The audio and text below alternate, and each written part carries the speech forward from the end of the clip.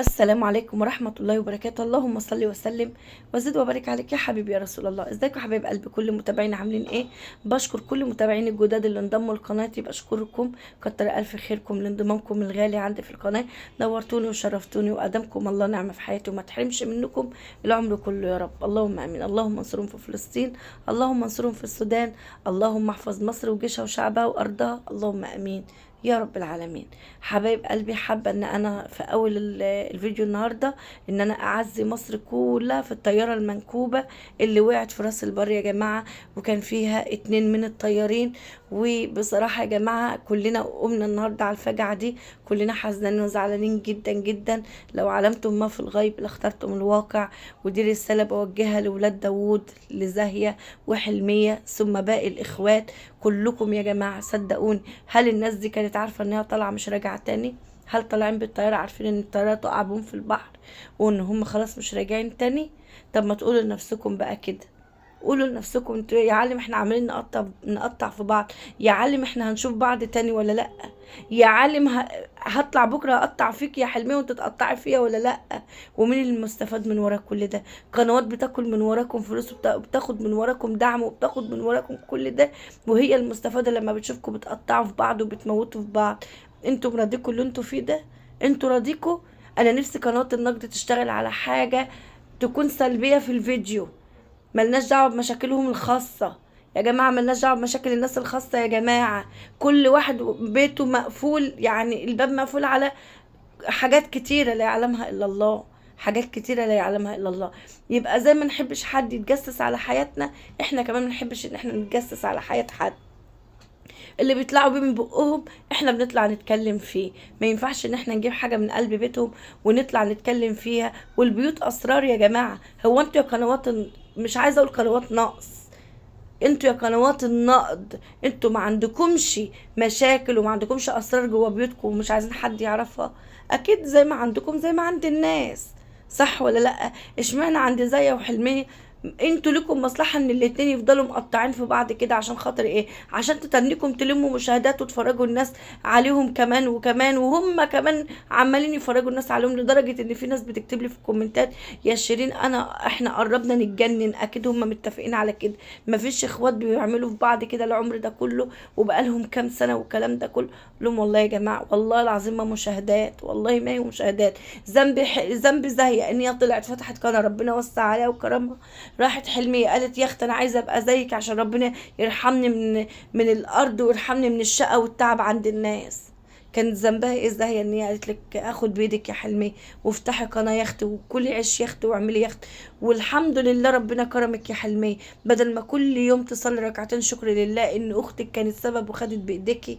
هو انتوا اصلا لو كنتوا ما انتوش اخوات زي كان مين شافكوا؟ ده انتوا في قنوات قسما بالله تضربكم بألف جزمة كلكم كلكم، والله العظيم ما حد بيشوفها، والله العظيم ما عندهم مشاهدات اصلا، ما فيش مشاهدات. قال لك كلكم كبرتوا على اسم زي، ولما بنتكلم اسكتي حرام عليكي ما تقوليش كده ده ربنا. طب يا جماعه هو ربنا الحلميه بس مش للناس كلها؟ ما هو ربنا للكل يا جماعه، ربنا للكل. بس في حد كان سبب ربنا حط الحلمية ياخد بايديه، اللي هي كانت مين؟ اللي هي كانت زاهية. فانتوا ليه جايين عليها وظالمينها قوي كده؟ حاجة حلمية ام جنى كانت عاملة لايف بالليل قبل الفجر، قسما بالله قالت فيه كلام اتمنى تدخلي تسمعيه. بقى تقول عليكم انتوا ازاي تعملوا في بعض كده وانتوا اخوات؟ ما فكرتوش مرة تقفوا انتوا الاتنين قصاد بعض وتبصوا في وش بعض وتشوفوا كده لما تقفوا كده قصاد بعض كده هتعملوا ايه؟ والله لما هتبطلوا عياط، والله ما هتبطلوا عياط على اللي انتوا عاملينه في بعض. ده المصارين في البطن بتتخانق، الاخوات مش هيتخانقوا؟ اكيد الاخوات هيتخانقوا. على فكره يا جماعه بكلمكم وانا مخنوقه من العياط، لان انا زعلانه، انا عن نفسي انا زعلانه وحزينه عليهم وعلى اللي بيحصل، وحتى نفسي مكاني مكانهم مش راضيني، انا مش راضيني خالص. ومش فرحانه ان انا مثلا يبقى عندي مشاهدات. لا يا جماعه اليوتيوب مليان، على فكره اليوتيوب مليان. وانتوا شايفين موضوع حمدي واخوه كانوا عاملين في بعض وكانوا مبهدلين بعض ازاي، بس حمدي حب يلم الليله بسرعه بسرعه قبل ما يفقد متابعينه، قبل ما يفقد متابعينه. بس عايزه اقول لزاهيه حاجه، يا زاهيه طول ما انت هتمشي ورا كلام الناس العقارب، القنوات اللي ما تعرفش ربنا دي، اللي هم اصلا يعني هقول لك ايه، حسبي الله ونعم الوكيل، صدقني لا انت رايحه ولا انت جايه، لا انت رايحة ولا انت جاية. سيبيهم، والله لربنا هيسلط عليهم اللي يخسف بيهم الارض. وسيبوهم انت وبصي قدامك وبصي لمستقبلك. ان قالوا لك اختك دي بصي بتقول عليك اللي ما يتقال، انا سايبها لربنا. انا سايبه ربنا يا جماعه. حسبي الله ونعم الوكيل. فوضت امري لله. ما تقوليش الا كده وما تطلعيش تبرري لحد. ما تطلعيش تبرري.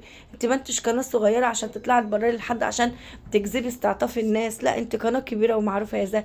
انا حاسه وعارفه كميه القهر والظلم اللي انت فيه ده. ابسط ظلم اتظلمته زاهيه كان معمول لايف الساعه 3 بالليل من قناه اللي انا مصممه وعند رايي ومصره على مبدئي. انا معرفش مين بيسمعك ومين اصلا بيستنضف يبص في وشك. ده انت وشك يقطع الخمره من البيت قسما بالله.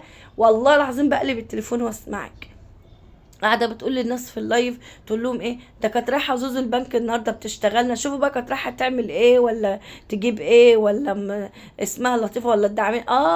ده مناصر. المناصر اللي بعت لها فلوس قد كده عشان تفضل هي واختها وتطلع على شرف بنت اختها. ايه ده؟ هي مناصر يا اختي كانت تعرف بنت اختها دي منين؟ ولا مناصر كانت تعرفهم اصلا منين؟ ده سبحان من لم ده على ده، مش عايزه اقول يعني. فلما اتلمت بسبب المشاكل اللي حصلت دي كلها برضو، فعرفتهم ساعتها عائلة داود. هي كانت تعرفهم منين اصلا؟ هي مناصر كانت تعرفنا منين اصلا؟ مناصر عرفتنا عن طريق اليوتيوب، وده بيوصل لده وده بيوصل لده وده بيوصل لده. حالا خليتهم مناصر تخرب بيت نرمين. والله يكشي ينخرب بيتهم زي ما ينخرب بيتكم زي ما انتم ما بتقولوا على الناس كده. حسبي الله ونعم الوكيل فيكم. حسبي الله ونعم الوكيل فيكم. بصوا يا جماعه، قالت ايه بقى؟ قالت ده كانت رايحه البنك. شوفوا بقى بعتلها ايه وهي زي قالت ان هي رايحه عشان تجيب الايبان. ايوه انا مصدقه زي، لاني انا كنت فعلا النهارده في البنك وكنت بجيب الايبان. رحت من اسبوع فتحت حساب بنك يا جماعه عشان اليوتيوب لغي اي علاقه ببنك مصر. مش عايز يتعامل مع بنك مصر خالص. وانا حسابي الدولاري والمصري بنك مصر الاتنين اتقفلوا خلاص. انتهت. ما خلاص خلص الموضوع خلص. هعمل ايه يعني؟ فروحت بقى عملت حساب ايه في اللي هو البنك الاهلي. فلما رحت فانا فكرت ان انا زي بنك مصري وما كنت بفتح الحساب باخد الايبان واروح. قال لك لا، النظام الجديد بتفتحي الحساب وتروحي وتحطي فيه مبلغ عشان الحساب يتفتح، وبعديها باسبوع ترجعي تاخدي الايبان. اللي هو الايبان اللي هو الرقم اللي هو هيتحط فين؟ في الخانه اللي هي بتاعه اما بنيجي نقبض يا جماعه بيحولوا لنا عليه اللي هو الرقم يعني بتاع الحساب البنكي. تمام. الحساب البنكي عشان يحولوا لنا عليه يا جماعه لما نيجي نقبض وكده. خلاص. فرحت فعلا عشان استلم. فهي عمالين تفتوا عمالين ده. بصي ده انت تتك على تكتين كده في التليفون. خلاص يا والله بجد تكتين. اما احنا ايه اللي ودانا سيادتك تكتين؟ عشان انت ممكن تكون انت البنك بتاعك مش بنك مصر، لكن احنا كنا بنك مصر. فاليوتيوب لاغي اي حسابات مع بنك مصر. اليوتيوب لغاها خلاص. فاضطرينا ان احنا نفتح حسابات تانية. فتحنا في البنك الاهلي. هو متاح لنا البنك الاهلي او بنك اسكندرية على ما اعتقد. يعني انا فضلت البنك الاهلي وكده وهو جنبي برضه. فعلشان كده انا شفت ده ظلم من ضمن اللي الست اتظلمته يا جماعة. يعني بص ما عملتش حاجة يتقال عليها عملت، ما قالتش حاجة يتقال عليها قالت، ما عملتش في الدنيا حاجة غير ان هي عايزة تاخد بيت جوزها وعيالها وتبقى ام.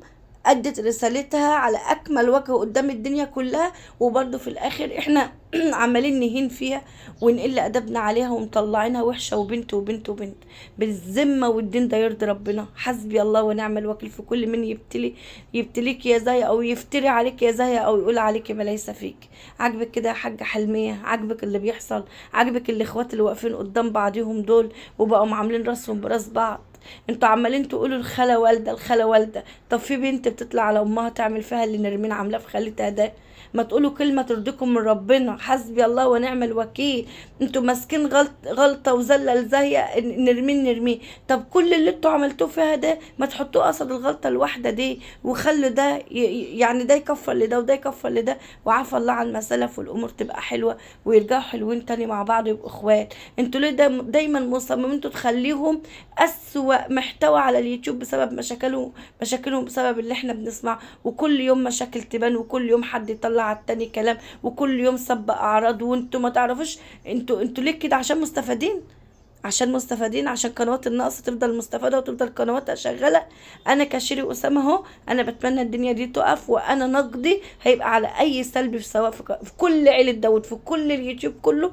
انا هركز على الحاجات السلبية، والحاجات الايجابية هطلع اشكرهم عليه. ومش شرط ان يبقى قناة النقد ان انا انتقد دولت بس. طب ما في حاجات كتيرة جوه البلد مش عجبانا اصلا، في حاجات في حياتنا، في حاجات في بيوتنا، في ولادنا، في ازواجنا، ما نطلع نتكلم عليها وننتقد عشان كل واحد يتعلم من التاني اخطائه ايه ويتعلم.